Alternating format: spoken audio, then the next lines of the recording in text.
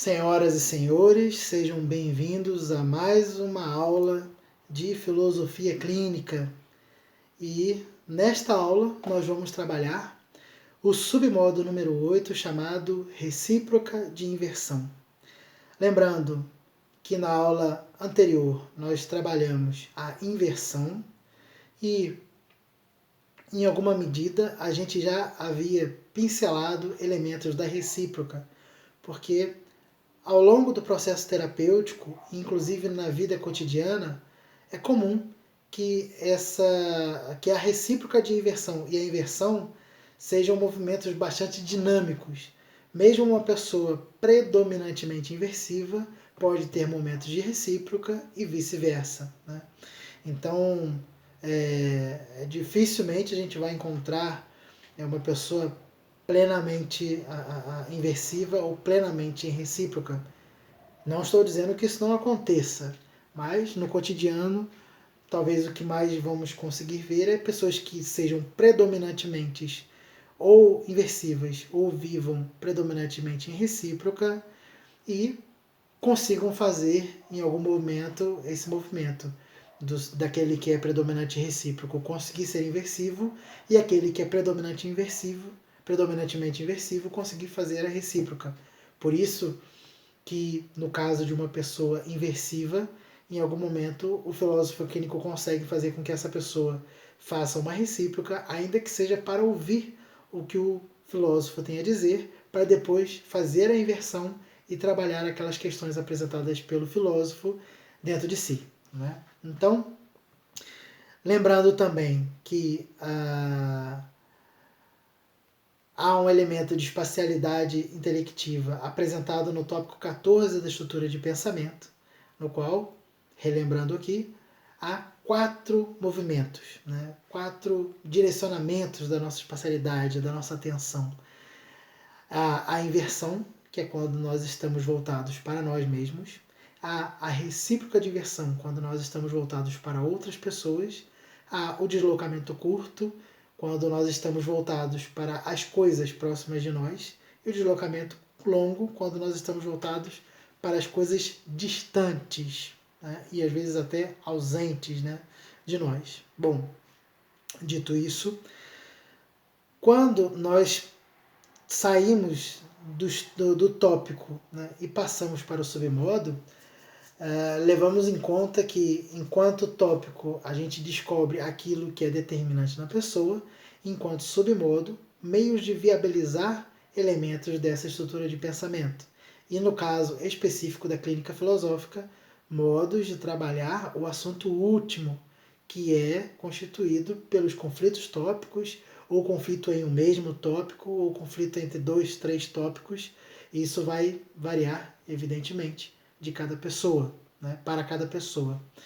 Então, quando nós trabalhamos a recíproca de inversão, nós levamos em conta que, para algumas pessoas, esse é o melhor modo de conseguir dar cabo, né, resolver os conflitos tópicos apresentados no assunto último.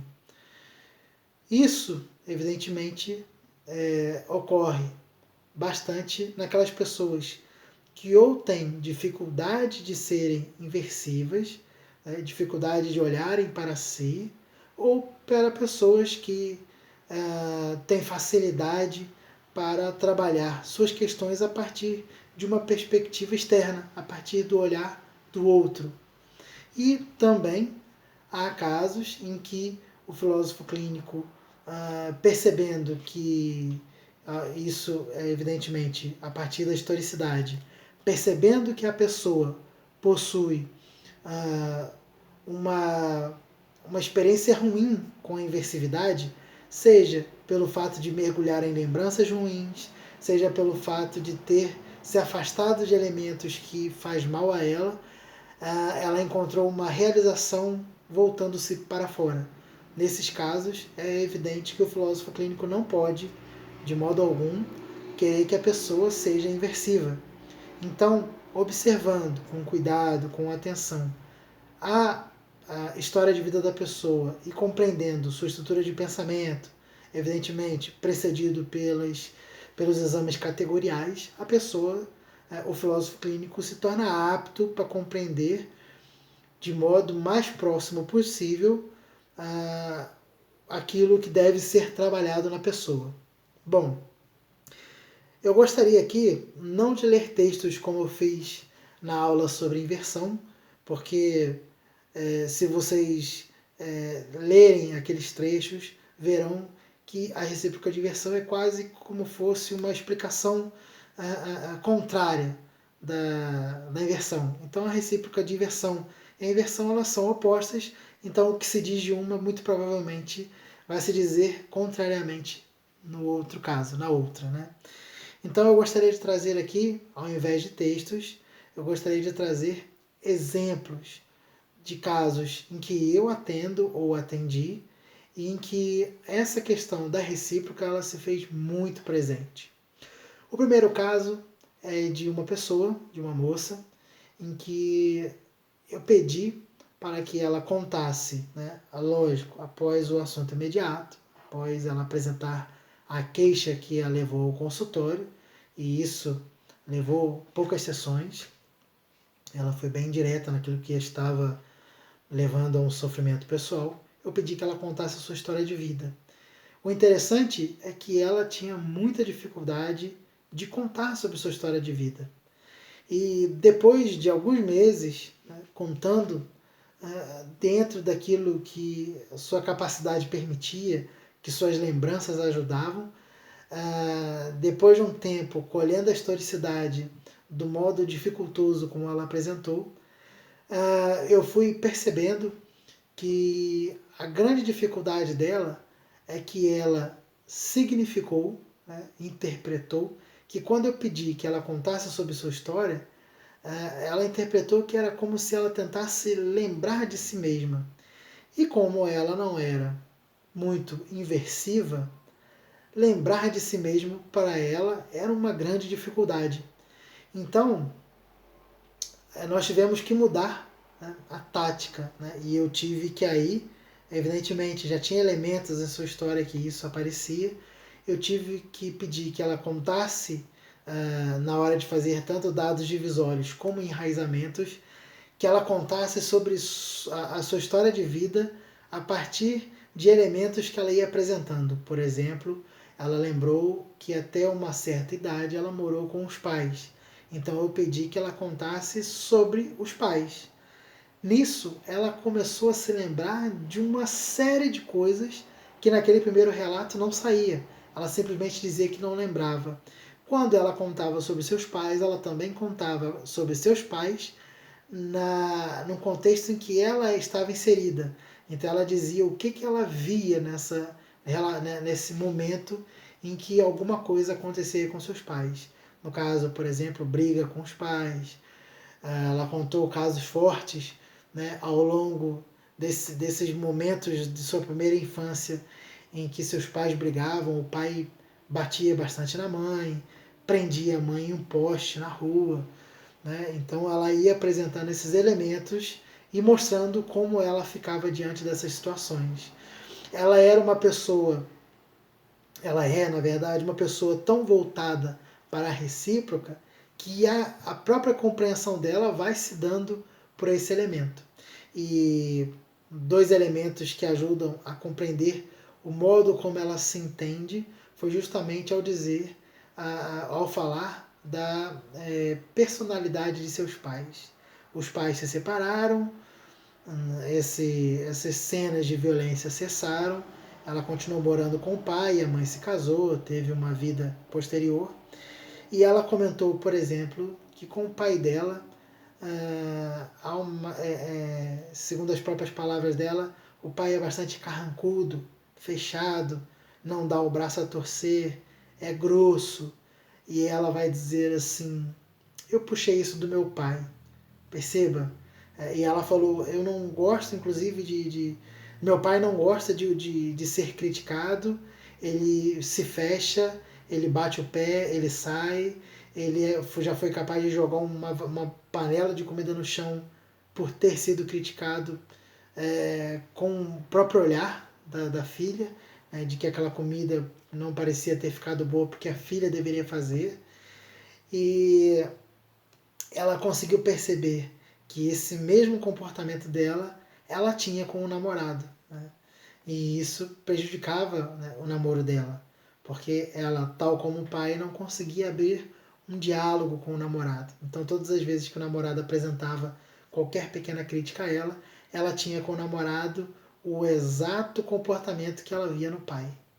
E ela só foi capaz de perceber isso depois de dizer que puxou o pai naquele comportamento. Até então, ela sequer falava sobre si, ela só falava daquilo que o namorado dela criticava nela. E é exatamente, inclusive, esse foi se mostrando como um assunto último, né? A dificuldade de lidar com o namorado, que era uma pessoa de diálogo, que era uma pessoa de troca, e ela tinha uma dificuldade imensa, porque o namorado queria que ela olhasse para dentro de si e percebesse os erros dela. E ela não conseguia olhar para si, ela conseguia ver aquilo que a incomodava no namorado, né? E não aquilo que ela poderia estar fazendo que incomodasse o namorado. A mesma percepção ela acabou tendo quando, ao relatar alguns comportamentos da própria mãe, ela disse que a mãe era imatura e que ela tinha esses comportamentos no namoro dela, né, que a levava a ser imatura, segundo as próprias palavras dela, no namoro. Então, essa percepção dela também foi um caminho para que ela começasse a compreender que o porquê do namorado não conseguir conviver bem com ela, e quando ele levantava algumas questões, aquilo gerava uma grande briga no casal e eles não se entendiam muito. E por isso nesse processo, todas as vezes em que tive que mostrar para ela alguns elementos que melhorariam esse relacionamento com o namorado, eu precisava fazer precisava fazer um movimento de percepção das pessoas ao redor dela e não ela, não nela. Porque quando eu pedia, inclusive para dizer o que ela sentia, né, quando ela falava de emoções, ou o que ela pensava, no caso de às vezes ela ir para as ideias complexas, ela não conseguia dizer nada. Porque todas as vezes que o namorado cobrava um movimento de inversão dela, ela não conseguia lidar com aquilo e apelava para a esteticidade. Ela começava a gritar, ela xingava o namorado e isso dava bastante conflito entre os dois. Mas, pouco a pouco, o processo foi se dando e ela foi se compreendendo, né, ao longo do processo terapêutico. O segundo exemplo é de uma moça que ela tinha como um dos tópicos determinantes dela, inclusive muito forte, a axiologia. O interessante é que essa axiologia ela era um elemento em que ela precisava trabalhar junto ao significado para que em situações em que ela se sentisse ou ela se visse como injustiçada, essa injustiça fosse resolvida. Darei exemplos. Ela, em alguns anos atrás, ela estava dirigindo um carro, o marido estava no carona do lado e os filhos, um casal, estavam no banco de trás. Ela estava dirigindo e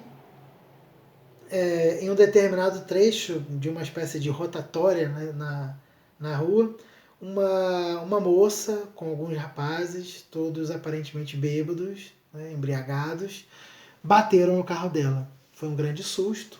Ela ficou profundamente indignada porque, usando da axiologia, ela estava certa e aquela moça do outro carro estava errada. Primeiro porque tinha mais pessoas do que era permitido, né, do que propriamente deveria ser o correto naquele carro.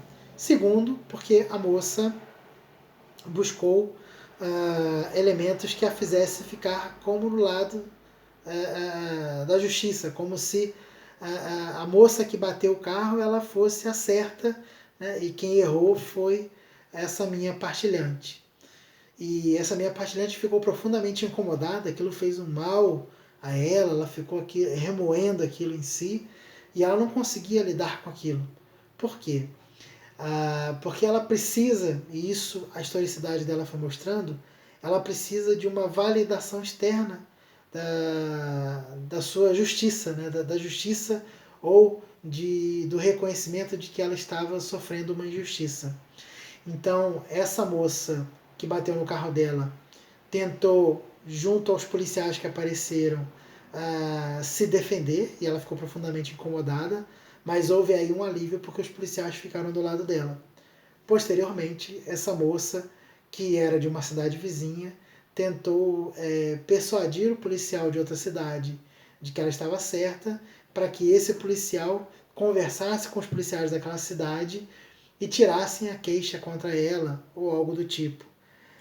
Essa minha partilhante, profundamente incomodada, só conseguiu ficar em paz após saber que o policial também da outra cidade a conhecia, né? Conhecia essa minha partilhante, e deu razão a essa minha partilhante depois de conversar com o policial da cidade da minha partilhante.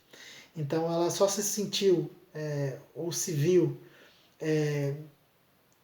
na justiça, né, justiçada, né, só se sentiu certa, vamos dizer assim, após essa confirmação dos policiais, que disseram que ela estava certa, porque até então a inquietação dela era muito grande, porque uma pessoa estava pondo em xeque o movimento, a ação correta dela, que era de dirigir corretamente, com cinto, com os filhos, sem qualquer tipo de bebida alcoólica ou algo do tipo. Essa mesma pessoa, ela teve dois rompimentos no seu casamento.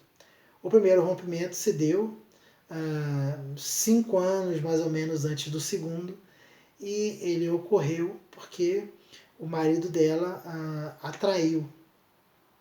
E evidentemente era um caso de injustiça, né, muito forte na axiologia dela, como eu já disse.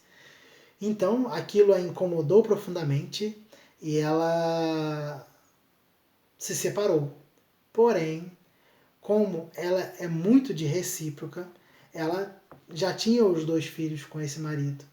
E os 2 filhos começaram a sofrer, começaram a apresentar dificuldades de nota na escola, começaram a ficar cabisbaixos dentro de casa. E isso a incomodou tanto, a fez tanto mal, que ela foi capaz de aceitar o marido dentro de casa pelo bem dos filhos. Então esse foi o elemento de justiça. E ela sempre dizia, meus filhos em primeiro lugar. Meus filhos são os mais importantes. A axiologia sempre se mantendo muito firme. Só que houve a injustiça cometida pelo marido, que inclusive após a trair, acabou, depois que ela pediu a separação, ele acabou morando junto com uma moça com a qual ele cometeu adultério, e ele teve um filho com essa moça. Então isso era uma fonte de inquietação para ela nos anos em que ela voltou a conviver com o marido, já sabendo que ele tinha uma criança, inclusive essa criança ia na casa dela, na casa deles, no caso, né, como um casal. E isso a deixou profundamente incomodada, e foi mais ou menos o período em que ela apareceu para fazer terapia. Esse incômodo ele só não era maior porque ela tinha uma percepção que na igreja, né, que era o ambiente dela de convivência, as pessoas a admiravam pelo fato dela ter se esforçado tanto por recuperar o casamento. Novamente, movimento de recíproca. A aprovação das pessoas da igreja a fortaleciam para se manter no casamento. Porém, anos depois deles terem voltado, ela soube de alguns casos de traição. Esses casos foram confirmados por muitas pessoas, inclusive os filhos dela, agora já um pouco mais crescidos, também já sabiam, inclusive antes dela, que o pai deles traía a mãe. E isso foi um outro movimento que a fez decidir terminar, né, romper novamente o casamento com o marido. Porque os filhos, que são os mais importantes, nesse momento estavam tristes ou até indignados, porque o pai estava traindo a mãe. Então ela encontrou nos filhos força necessária para fazer a derradeira separação do marido, né? Já disposta a não dar mais chance alguma para voltar com o marido. Principalmente depois de pessoas, inclusive na igreja, a apoiarem sua decisão. Embora no ambiente de igreja o casamento tenha o elemento de indissolubilidade, há possibilidade, por exemplo, de nulidade do casamento, né, do reconhecimento de que esse casamento pode nunca ter existido, porque nunca houve uma disposição do próprio marido ou de uma das partes de ser fiel até o fim. Então, ela acabou encontrando meios de apoio. Porém, em dada altura do problema, dada altura, né, do caminho da terapia, ela começou a sofrer, porque ela começou a procurar em si, e aí está um forte elemento. Quando ela vai para a inversividade, ela acaba se perdendo bastante, né? Então ela começou a procurar em si justificativas que fizesse com que ela encontrasse motivos do marido tê-la traído. Então ela queria encontrar onde estava a culpa dela pelo término do casamento, né? Onde estava a culpa dela que tivessem feito com que o marido a traísse. E nesse momento, eu, sabendo que ela era uma pessoa muito mais de recíproca do que de inversão, eu pedi a ela que na terapia me ouvisse fazendo um relato do livro do Novo Testamento, sabendo também da realidade religiosa dela, do livro do Novo Testamento, em que havia, no primeiro capítulo do livro de Mateus, e em que há uma genealogia daqueles que chegaram até Jesus.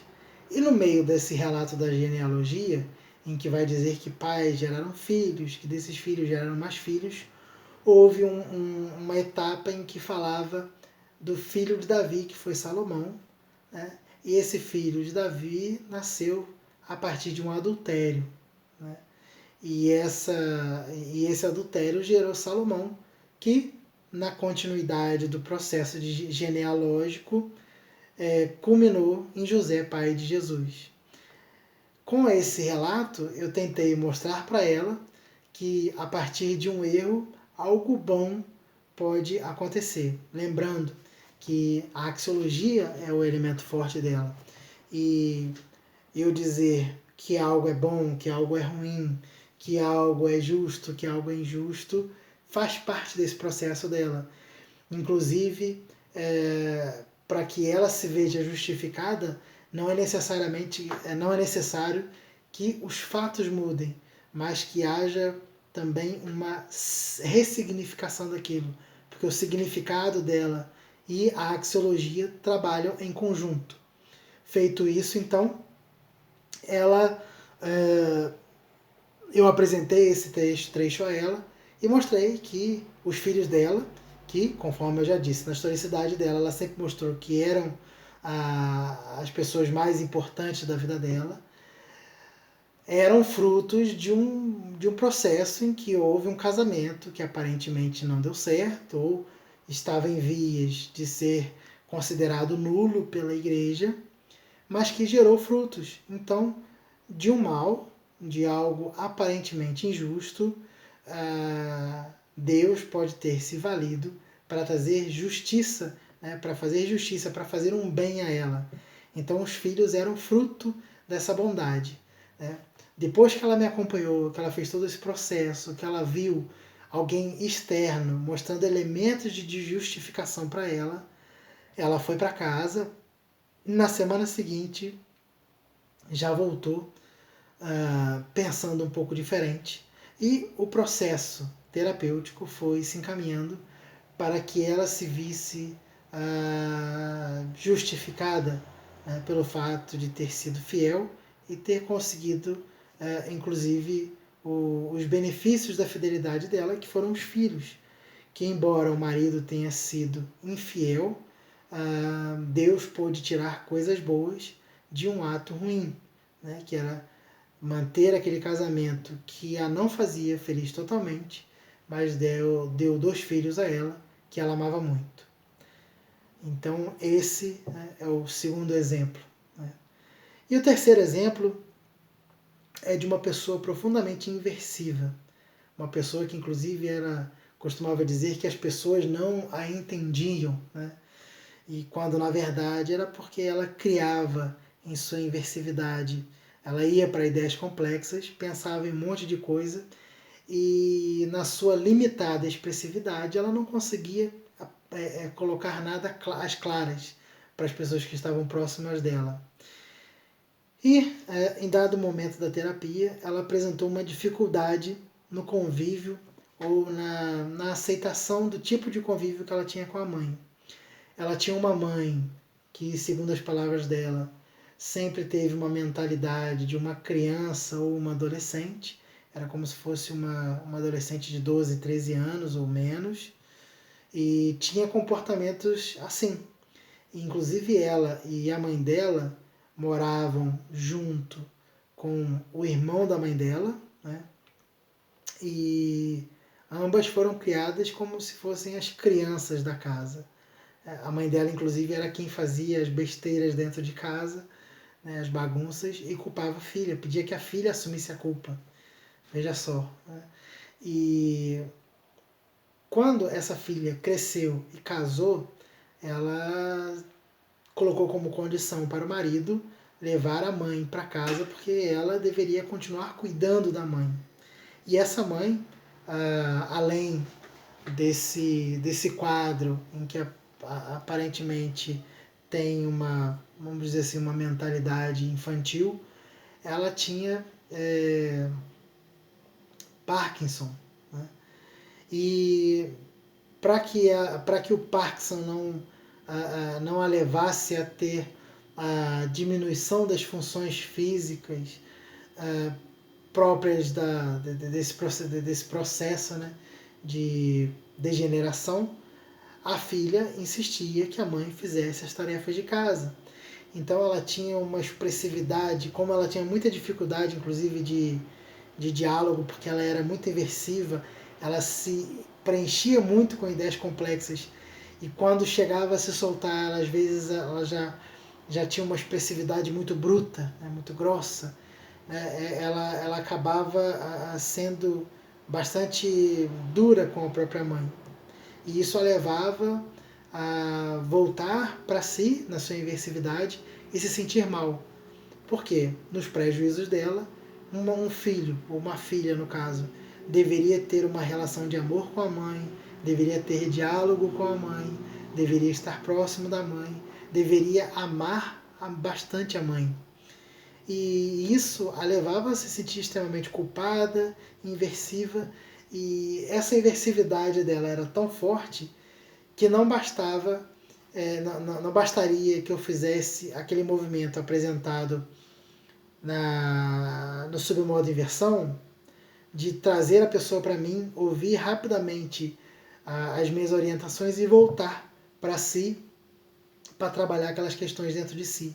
Ela se jogava tanto em ideias complexas que ela se perdia da recíproca e não conseguia fazer a continuidade daquele procedimento. Então, o caminho, né, que encontrei para trabalhar isso foi justamente fazer os mesmos relatos que ela fazia para mim, em forma quase que de um roteiro, para que ali eu fizesse um procedimento de ressignificação para que logo em seguida devolvesse a ela. Ela precisava se reconhecer naquilo que eu apresentava para que ela conseguisse se manter na recíproca o maior tempo possível. Então, o elemento que eu trabalhei ali foi a questão do amor. Né? Ela dizia que queria amar a mãe como um filho ama os pais. E eu apresentei justamente todas as coisas que ela fazia pela mãe, inclusive tê-la levado para dentro de casa depois de casar. E todo o cuidado que ela tinha com a mãe envolvia também as broncas que ela dava na mãe. Porque aquele era o modo de fazer com que a mãe continuasse ativa dentro de casa, ajudasse a lavar a louça, ajudasse a fazer as pequenas tarefas de casa que ela deixava por conta da mãe, e a mãe às vezes não fazia tão bem quanto deveria. E a mãe, além dos comportamentos que podemos chamar aqui de infantis, segundo a própria filha, tinha essa questão do Parkinson, né? Então isso acabava atrapalhando a movimentação dela e dava a ela aquela chance de ficar um pouco mais retraída. Então a filha cobrava com ênfase, e eu fui mostrando aos poucos para ela que aquele era o modo dela amar a mãe, né? Que era cobrando, era tentando manter a mãe viva, a mãe saudável, que ela estaria exercendo amor à mãe. Que o amor à mãe não é aquele que ela fica intuindo que deveria ser, não é aquele tipo de amor socialmente aceito ou convencionalmente utilizado, e sequer era aquele tipo de amor que a gente encontra em filmes românticos ou novelas ou algo do tipo. Era um amor concreto, era um amor que demandava uma cobrança da mãe para que a mãe permanecesse, né, segundo aquelas concepções deles, saudável. Dito isso, depois que eu fiz aquele processo de recontar aquilo que ela fazia para a mãe e mostrava que esse procedimento era acompanhado de um modo de amor, ela logo em seguida voltou para a sua inversão e ressignificou aqueles elementos. As semanas seguintes foram de confirmação, de aprofundamento e de clareamento daquele elemento. Tanto que logo depois ela não apresentou mais essa queixa e conseguiu perceber que mesmo dando broncas na mãe, mesmo levantando a voz contra a mãe, ela continuava fazendo algo que era imprescindível para manter a mãe ativa e não entrasse em processo de degeneração de seus movimentos, de suas capacidades cognitivas e físicas. Então, esses foram os 3 processos em que a recíproca diversão foi profundamente importante. Levando em conta que, no caso da historicidade, a recíproca era necessária, inclusive, para compreender a história da pessoa e para a pessoa se compreender. No caso da moça que vivia predominantemente a axiologia, o referencial externo era que alimentava essa axiologia dela. E no terceiro caso, foi um processo temporário, porque essa moça ela continuou inversiva. Porém, sabendo que, por exemplo, no caso em que as pessoas não a compreendiam, a questão era muito mais de dificuldade dela de se expressar do que propriamente uma falta de capacidade de compreensão das pessoas, tanto que ela conseguiu se expressar melhor. E no caso da mãe, ela precisou vir até mim, compreender como eu ia apresentando uma nova noção de amor para ela, para que ela, ao internalizar todas aquelas coisas, via que algumas cobranças que ela fazia, inclusive de manter um prato mais limpo, né, que a mãe deveria limpar um pouco mais os pratos e não deixar as louças lavadas mais ou menos, aquilo era um modo dela amar a mãe, né, dela conseguir com que a mãe se mantivesse ativa e que os riscos, né, as consequências do Parkinson não a levasse a começar a ter o processo de degeneração mais rápida do que normalmente ocorre, né, com o devido tratamento, acompanhamento e vida ativa que a mãe poderia ter. Então é isso, né? Esses são os procedimentos em que eu utilizei, ou alguns deles, né, em que eu utilizei a recíproca. E ela pode ser usada dessa e de milhões de outros modos tão variados quanto são as pessoas que nos procuram em consultório. Então ficamos por aqui, espero que tenham compreendido. Qualquer dúvida podem deixar no espaço reservado para que